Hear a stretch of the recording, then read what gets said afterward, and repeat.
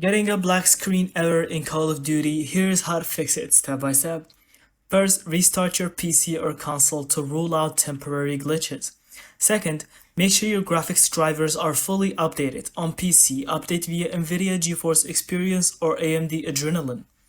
Third, check for the latest Call of Duty updates or patches in Battle.net, Steam, or your console store.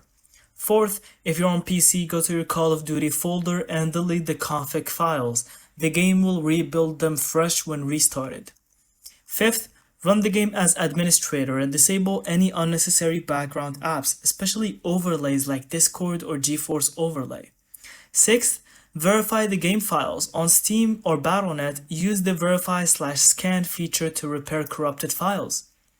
Seventh, try lowering your graphics settings before launching, or set the display mode to windowed or borderless windowed. Finally, if nothing works, reinstall Call of Duty to ensure a clean setup. And that's it. Your black screen error in Call of Duty should be fixed now. Thank you so much for watching. I hope you found this video helpful, and don't forget to leave us your thoughts in the comments.